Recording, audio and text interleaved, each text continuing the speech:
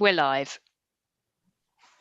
Hello, everybody. I'm Mark Allison. I'm the leader of the council. Thanks for coming to this consultation meeting for businesses to look at the council's budget and medium-term financial strategy over the next few years. I'd like to thank everybody for coming and use this opportunity really to pay tribute to the businesses of Merton over the past 12 months. I say it often, but Merton is a great community, and the way that everybody in our community, residents and businesses, have come together throughout the last year has been a real testimony to how good we are as a local community. It's been a real struggle, I know, for many businesses, and I know that one of the things we'd want to talk about tonight and celebrate really is the work that our teams at Merton have done to support our local businesses. Realise that in many cases that's not enough as we would like to have given, but I do want to use this opportunity to thank the team at the council for the way that they have treated businesses as a high priority. And I'd like to thank businesses for the way that they've supported a lot of the projects that we've been doing as a local council. One of the first things I did as leader was to launch Merton Together, to bring the various parts of the borough together in order to help those who need it the most. And our businesses have been very, very supportive throughout on that, and I'd like to say thank you to them. If it's okay, there's not really a formal agenda for tonight's meeting, but if it's possible, I think it might be good to just start off by asking David Kepler to talk a little bit about some of the support that's been available to businesses throughout the year and where we are currently. Caroline Holland is also here to answer questions and to update on the budget. So if I start with David and then move to Caroline and then open up to questions, does that suit everybody? Very good. So David, thank you very much for all the work that you've done over the past 12 months. If you want to kick off, that'd be much appreciated. Thank you, Chair. In March 20, when we undertook the billing process for 2021, the actual net debt that we were going to try to collect for business rates in Merton was 94.1 million. That obviously changed very quickly because of the different relief schemes that the government put in. We awarded 44.9 million in retail, hospitality and leisure relief. We awarded £800,000 in nursery relief. So we're now, our net collectible debt is £48.5 million, so almost halved. At the end of January, our collection rate compared to the same period last year was over 10.5% down. As a monetary term, that's a shortfall of £5.1 million in the business rates that we were trying to collect. And Merton's share of that, which is 30%, is £1.5 million. And I know that figure's been quoted in different cabinet and council reports. What we have tried to help, where we've tried to help businesses this year is those that are struggling and haven't been eligible for the retail, hospitality or leisure relief. We've engaged with them as much as we can, and we've deferred their instalments for this year. Gradually throughout the year, putting the start of instalments back and back and back. We've got about 950,000 of rates that are due this year. We've deferred into next year. We've also not collected, we found it difficult to collect previous year's debt that remains outstanding as well on some of the business, from some of the businesses. If I turn to the grants, we awarded £28.3 million grants to the retail, hospitality and leisure grants, and also the small business grants. Those grants were of 10 and 25,000. Then last summer, we awarded £1.3 million in discretionary grants. At the time, we were targeting market traders, businesses that didn't pay business rates, and charities. Then when the November lockdown started, the different types of grants available increased. And there's been a number of different grants that have been running and are still running now. We've had 2 different lockdown grants. We've had grants where businesses are affected under Tier 2, Tier 3 and Tier 4. We've paid £3.7 million out in the lockdown grants. We've also paid £3.1 million in grants for closed business lockdown payments. So those businesses that were forced to close, and the Chancellor announced that they would either get £4, £6 or £9 million. And at the moment we're through, or partway through, our discretionary grant scheme, and we've paid out £900,000. With regards to the business rates for 21-22, the poundage has remained the same. So the government aren't increasing the poundage. So there won't be a percentage increase in the business rates. We don't know yet what will happen regarding any possible retail, hospitality, leisure relief. The government are announcing in the budget on the 3rd of March if there's any relief, and if so, how that relief will be processed by us. The difficulty that causes us is we normally start issuing bills for businesses rates probably around the 6th or 7th of March. So this year, the government have asked us not to start billing until after the budget. We will then have to see what schemes, if there are any new schemes are being introduced, and see whether we have time to make those changes before we send the new bills out for April. It could be that we issue the bills without any new schemes if we haven't got the software to apply them, and then we rebill those businesses affected by any new grant schemes. I think finally, I just wanted to remind everybody, I'm sure people have forgotten about it, 2022, there's another revaluation. So we've got that to deal with going forwards. So Chair, that was all I wanted to say. I'm happy to take any questions now or later. Well, thanks, David, and thanks for finishing on that bombshell. I should have said at the outset as well, I was correctly informed that we need to finish the meeting by 7 o'clock because there's another meeting of the council that needs this this channel starting shortly afterwards.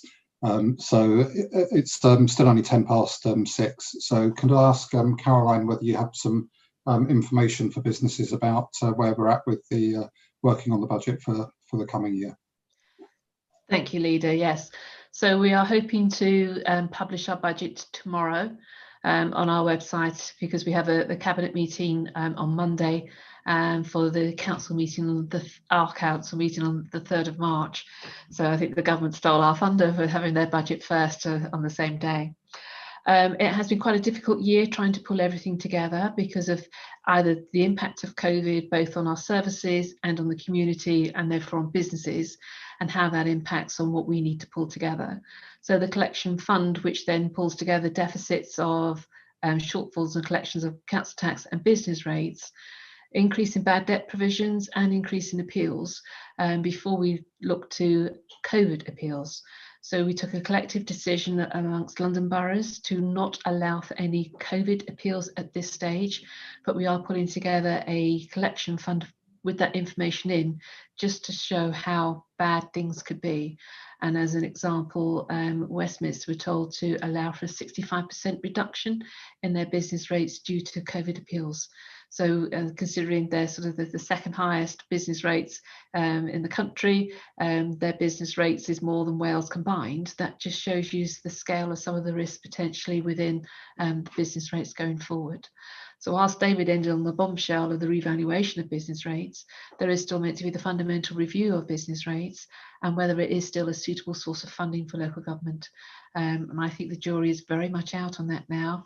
And the more and more we sort of have to defer our fair funding review, the spending review, the more likely business rates as a funding source for local government is going to be an issue. But I think there will still need to be an element of funding coming from businesses. So I don't think they will be let off scot-free. So unfortunately for sort of the people representing businesses, I'm not sure they will be at this stage. So some of the complications around the collection funds fed into our budget. The spending review was only, and settlement for local government was only 1 year. So we've had one-off grants to plug our budget gap, which is never a good place to be, because it just makes the future years much more difficult to then to forecast. So therefore we have assumed the council tax increase below the referendum limit of 1.99% and the adult social care precept of 3%. That is ring-fenced purely for adult social care, and they will be bringing forward proposals as to what they're going to be spending that particular monies on. We did bring together savings, new savings across all 4 departments, and clearly there's been some increase in fees and charges, but the ones that may impact mainly on businesses will be some of the parking charges and some of the further increases coming through from savings that are already in the previous business plan. Our gap that we will look to have a balanced budget for 21-22, which is the statutory requirement for us to do, and the gap for 22-23 currently £3.9 million, but rising to 14.4 million by 24-25. So still some significant gaps there for us to look to plug. Clearly an issue for the council and not necessarily for businesses is our dedicated schools grant and the deficit on that, and how we are looking to plug that. But we are very mindful of the fact that the furlough scheme currently is due to end at the end of April. There may be an announcement in the budget about extending that further, depending on the rollout of the vaccine, but as certain other information is coming to pass, so shielding, not only the numbers on the shielding list has been extended, but the length of time you have to shield has also been extended. I think it's unlikely at this stage furlough will end at that time. So in some ways that's good news for businesses, because it's additional support for them, but it may also just extend that cliff of when things come to pass, and then businesses come back to say, okay, we have no financial support, there's no more bounce back loans. What does it really mean? So we are nervous about the level of businesses that will be within Merton going forward.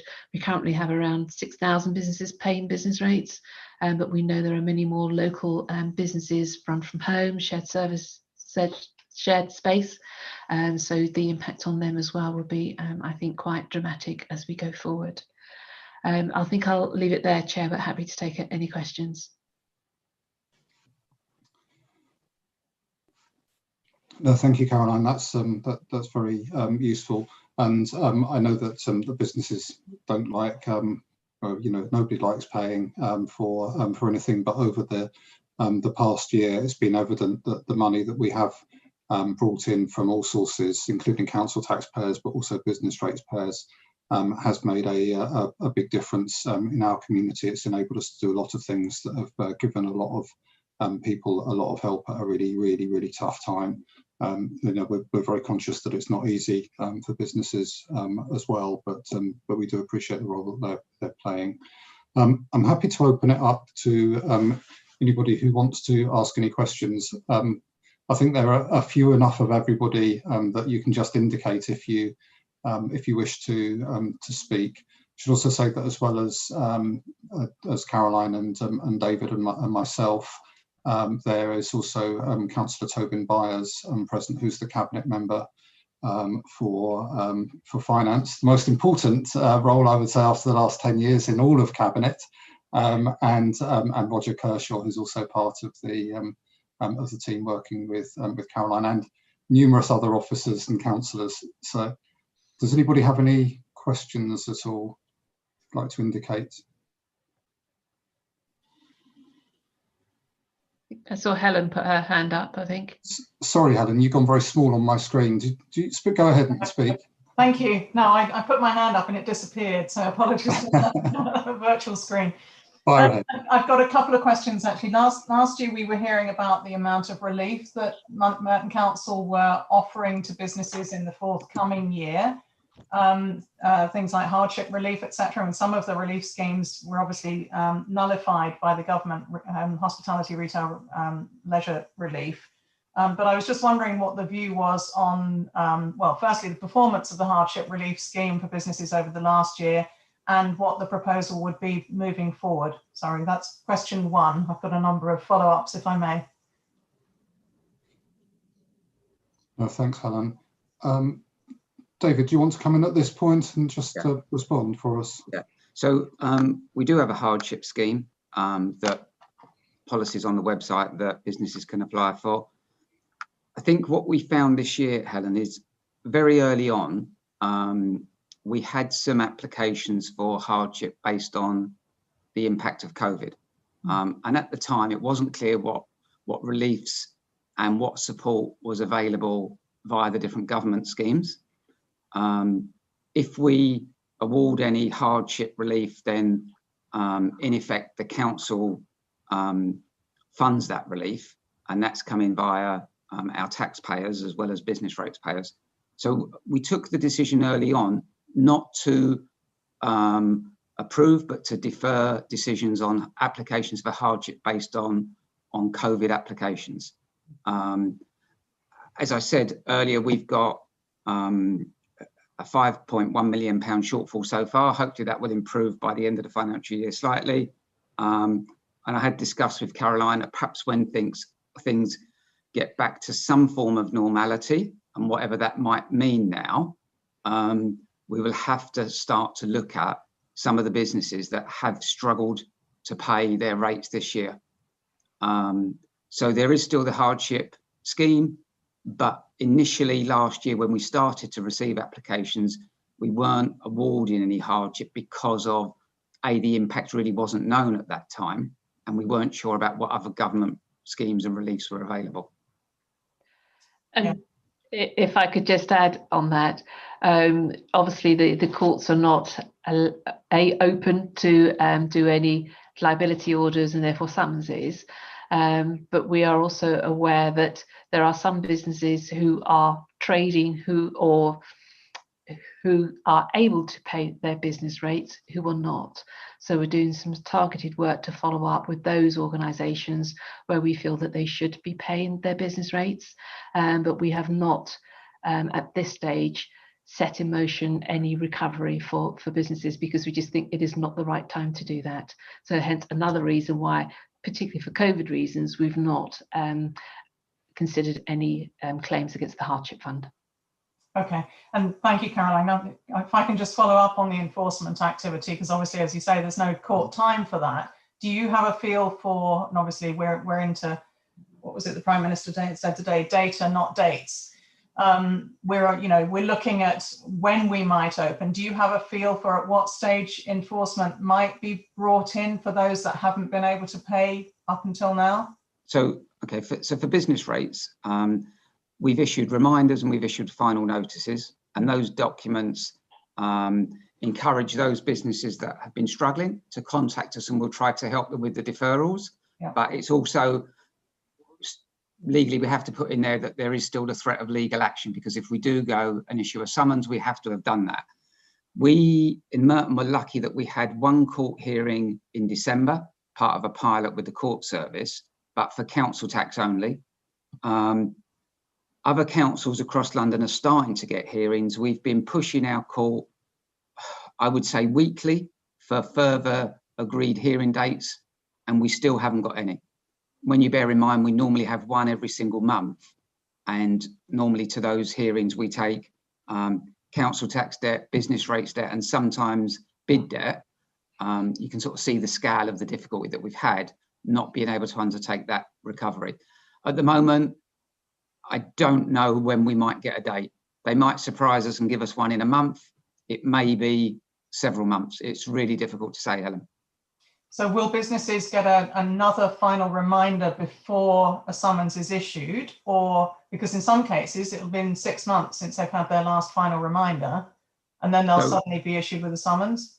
So the final reminders only went out, I'm going to say last week, but it might have been the week before. So we've only just recently sent final reminders. It will, I think what we will do though, Helen, if we reach the start, and at the moment the courts won't even, where they're given dates, they won't let you take business rates to court. So that's another issue. Even if we do get a date, we may not be able to do any recovery for business rates.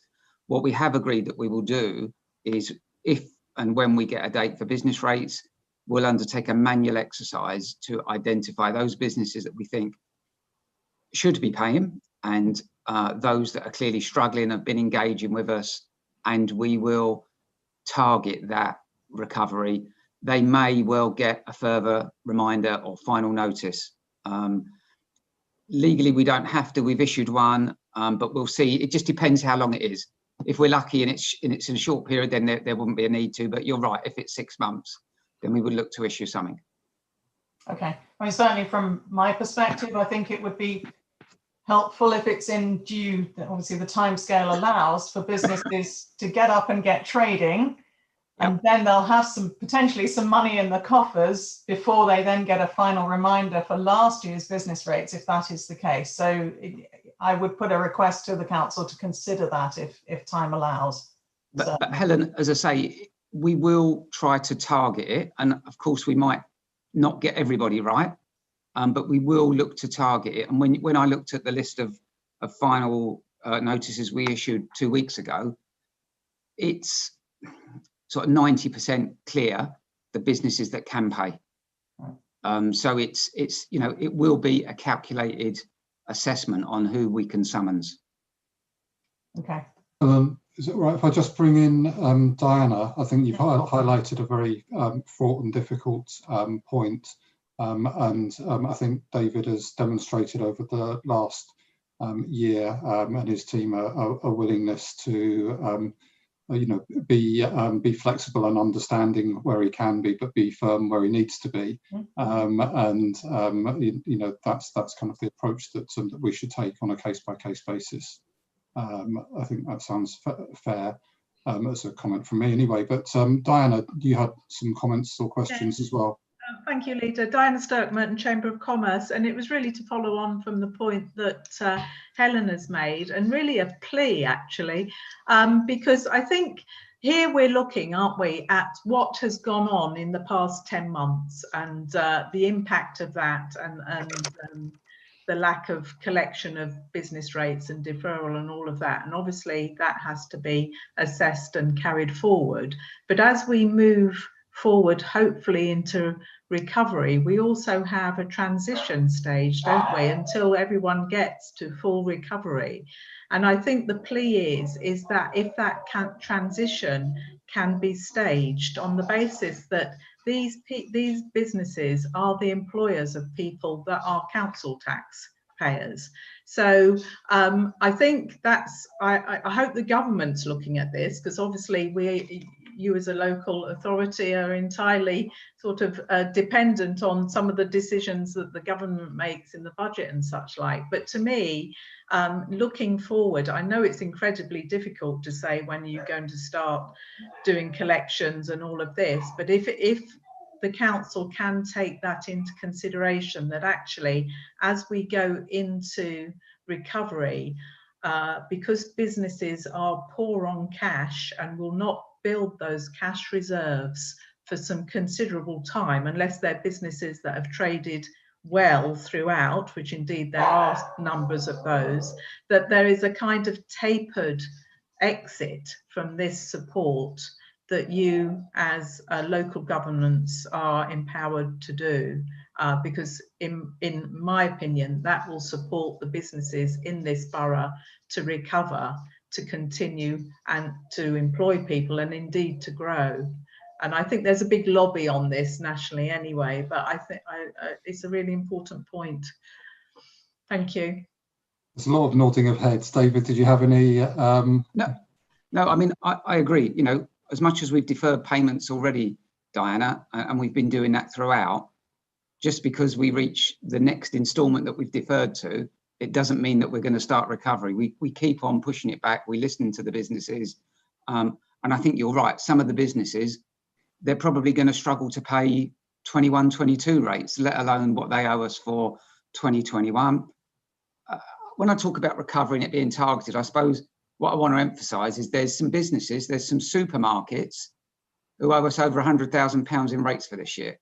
And, you know, companies like that, businesses like that, and they're the ones that quite rightly we need to be pursuing to make payment of their rates that they owe to the council.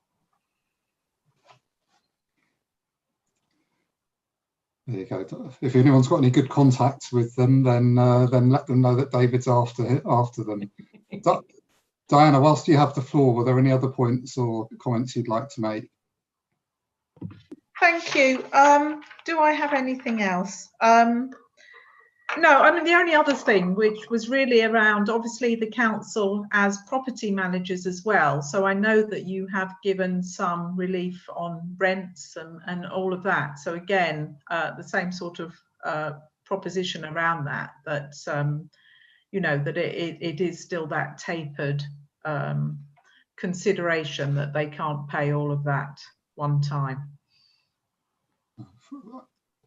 James, do you want to comment on that for a second? Certainly.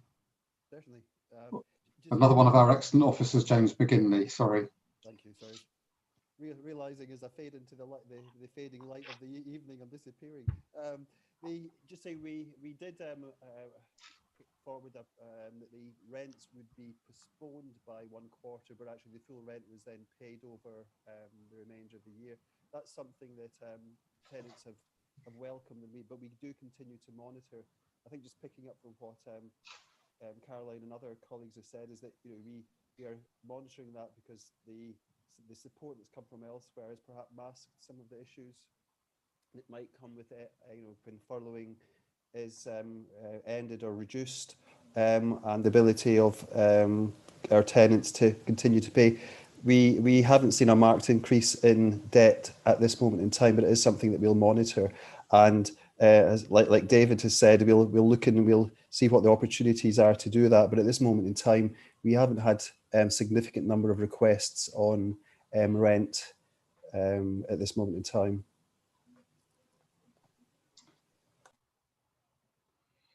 Very good, thank you, James. Diana, any more? Shall I? Sorry, I don't want to call anybody out, but Victoria, I notice you're on the call, or with the camera switched off from the attic. Did you want to ask anything or have any points you'd like to make about the role of businesses and organisations like yours? No, nothing specific. I'm really kind of just listening in. Obviously, we're from the cultural sector, so and a lot of our kind of outreach work moves towards social need and organisations. So I just wanted to see if there was any kind of slant with regards to that, because obviously there's more evidence of need for community support, those marginal communities and those more suffering from the effects of COVID. So just wanted to see if there was any kind of particular slant on that, but no particular questions. Okay, well, let me just use it as an opportunity to pay tribute to the attic for the work that you do and have been doing for some of our more disadvantaged communities, which is really appreciated. Did any officer want to make any comments in addition to mine about the help that's available for that sector? I mean, there isn't anything specific available within the government grants. Most of the grants at the moment relate to business rates payers and those mandated to close. So all the local restriction grants available at the moment, I don't think that unless you're rate payers, you're not going to be eligible. There's not anything specific for that sector, you know, and it's sort of one sector amongst many that I get, and Leader, I know you get sent emails as well from different sectors asking about help for those individual sectors. And other than the government schemes that are available at the moment, there just isn't anything.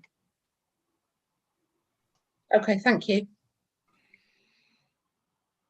No, you're quite right. There are so many sectors that play a large part in making Merton what it is at the moment, and obviously the attic is one of them. But there are many others, and it's a very difficult time for all of us.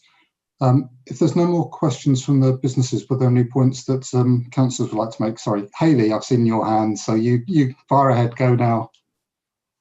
Yeah, I just wanted to actually just raise a question that when you were talking about business rates, if I may. So it's probably, and I appreciate that I'm actually visiting today in replacement for Nick. But David, I'm just a bit more interested, particularly with the question from Helen about how do you actually measure the businesses that can afford to pay the rates and can't? And I do understand fully, I know that yourself and Mark have mentioned supermarkets, and I understand in that case, but what about those which are borderline? And I think I'm probably asking that. So say, for instance, if you think that how do you measure the ones which should really be able to afford to pay, those who are in the middle and those that definitely can't? And I can't quite understand the grasp that in mind, because I think for myself is if they're borderline and enforcement does happen and then that business may be forced to close, where is the consideration for future business rate generation if that business were to be able to stay open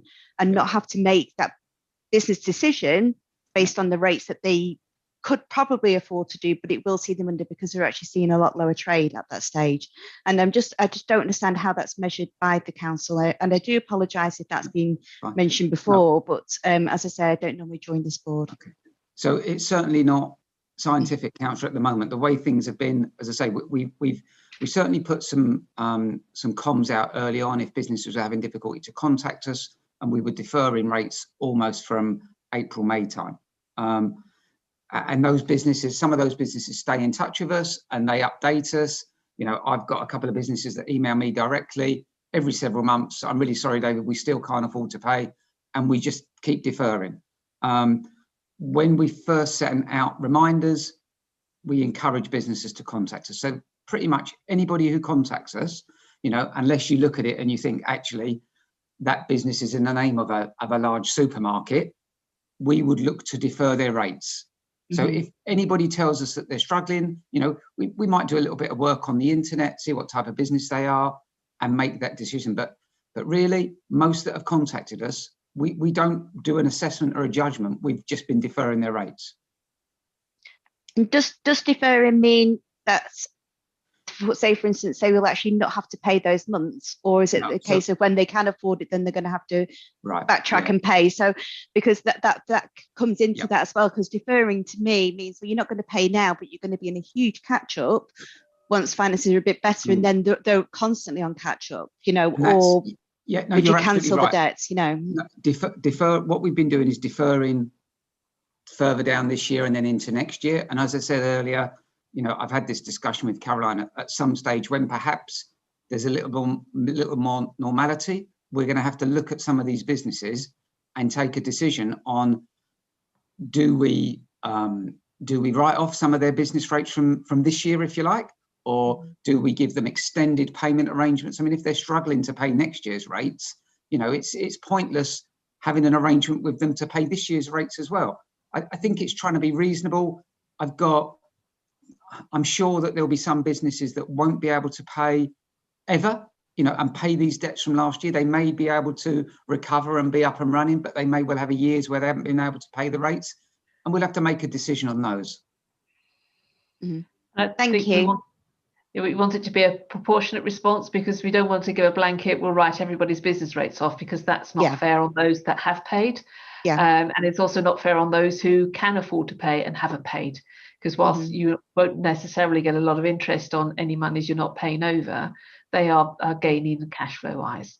So again, it will be very structured. So coming back to when we get more data, when we know that we are moving more to normality, then we will consider how we would look to approach it and the parameters and rules around that. Okay. Thank you. That answers my question. Thank you, Chair.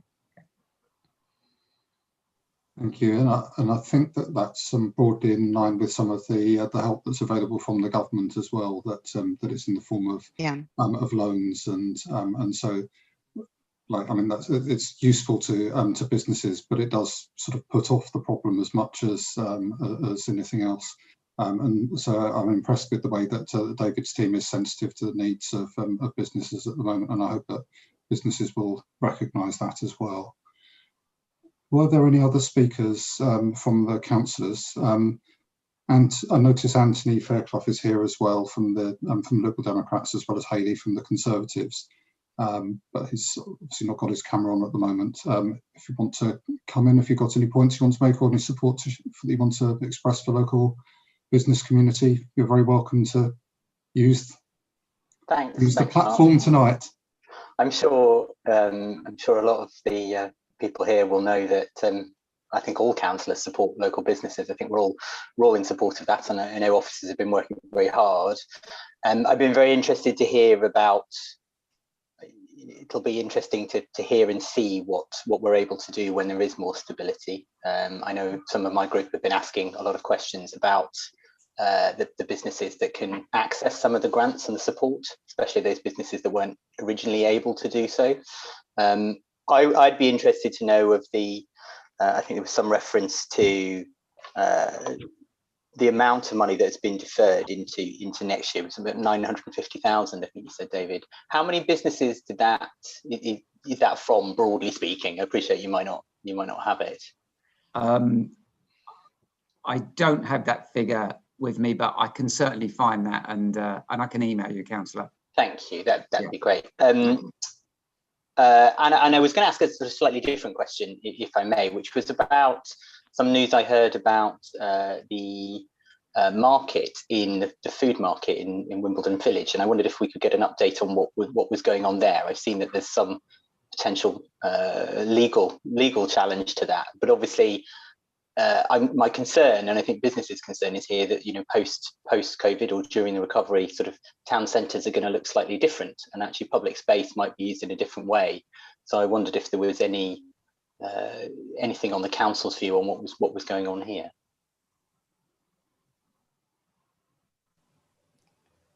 I'm looking for any help.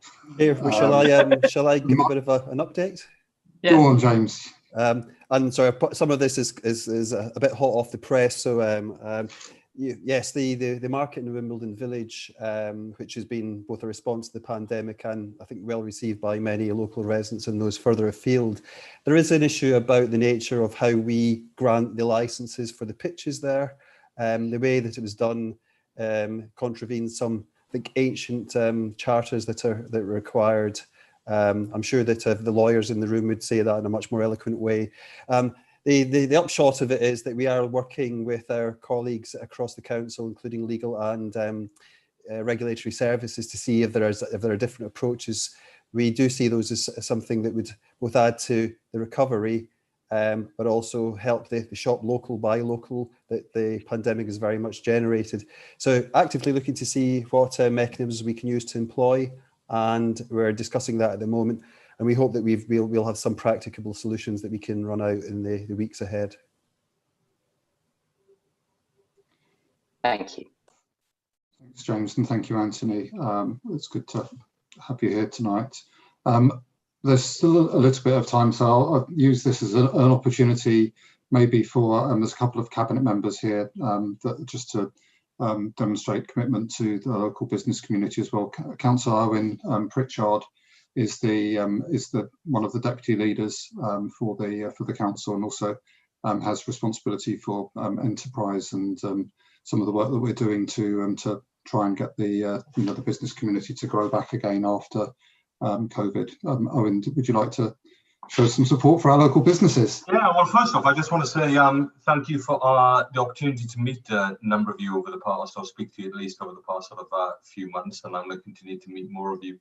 I think it's been incredibly impressive how the community has come together at this, because there's so much tension, isn't there, between the sort of amount of money we have and the amount of money that's been not being pumped into the economy and being called on, and everyone's trying, instead of sort of clawing at each other, really working together to find flexible solutions that work for the council, work for the community, work for the residents, work for the employees.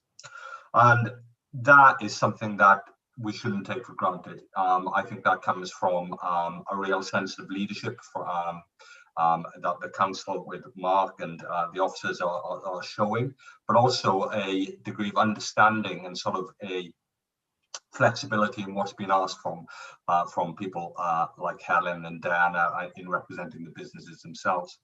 But that flexibility comes from a place of understanding. No one at all, not me. I'm a partner in a couple of businesses, and I know how difficult it's been over the last sort of 12 months in terms of cash flow, and none of us underestimate how difficult it is or how difficult it's going to be over the next sort of 24 months. But the important thing to take away from it, from my perspective, is that we are listening, is that people like David do listen, they alter approaches, they remain flexible. And, you know, to go to what I thought was a really good question from Hayley about the criteria, it's not systematic because we have got nothing to compare it to. You know, what we're encountering for the first time. So the officers are looking at it, they're looking at it case by case, and each time they're looking at things, they're seeing these conditions for the first time. And that kind of flexibility and listening approach is the only, and working together as a team is what's going to get us through the next 12, 24, 36 months. So thank you all. And if I haven't spoken to each of you individually, I look forward to doing so over the next few months. Thank you. Yeah, thanks, Owen. And if Helen, Diana, and Victoria, if you can sort of feed back to your contacts how keen we are in working in partnership with local businesses as we grow back, and you're a vital part of the recovery in Merton, I'd greatly appreciate it. I'll just we still have a few minutes spare, so I'm going to bring in, as I said, the most important cabinet member of all is the cabinet member who's responsible for the money, and Tobin Byers is currently cabinet member for finance, and he has the hardest job, I think, of all in balancing the budget and keeping everyone happy. So, Tobin, would you like to say something about our local business community?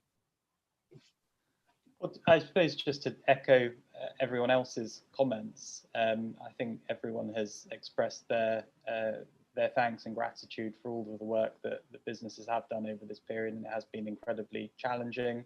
And I'd also just like to thank David and his team, because I know at times there's been a sort of patchwork of government grants available as we've gone from one tier to another tier and back to another tier, and he and his team have had to work incredibly quickly to work out which businesses are eligible and to administer those grants as quickly as possible, which I know he has done. So I think it is going to be uncertain for quite some time, and I think the approach that David's outlined is exactly right, because even as those restrictions start to lift, you know, as has been articulated tonight, there is going to be a period of uncertainty as people feel their way back into normality, and we don't know what impact the last year will have on people's behaviours and how that will translate into their habits in terms of sort of shopping and nightlife and things. So I think the flexible approach is absolutely necessary, and I'd hope that we can continue to work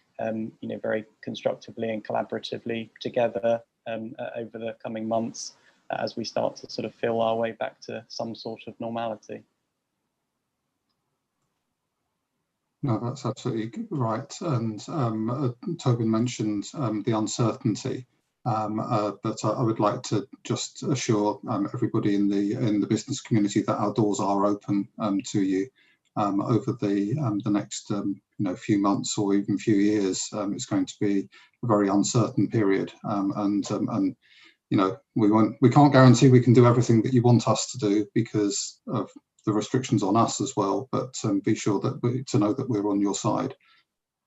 If there are no further questions, I think I'll bring the meeting to a bit of an end, but I'll just indulge myself. I just want to use this opportunity, because it's the first one really since since all of the work that the council has done over in Pollard's Hill, for me to formally put on record my gratitude to all of the organisations, the community sector, particularly Commonside Community Development Trust, that have given us their building for a couple of weeks to carry out testing, but lots of other groups as well, to the local GPs, to the local NHS, to the local police, most of all to our staff.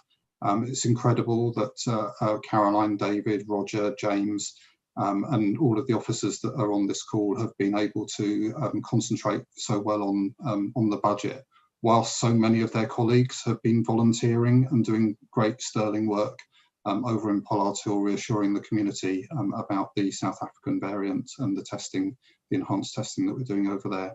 So I'm sure on behalf of everybody in this meeting, we want to pass on our thanks to the staff, volunteers, and everybody involved in that effort. And if that's okay, that might be an appropriate moment to end the meeting. Thank you for coming.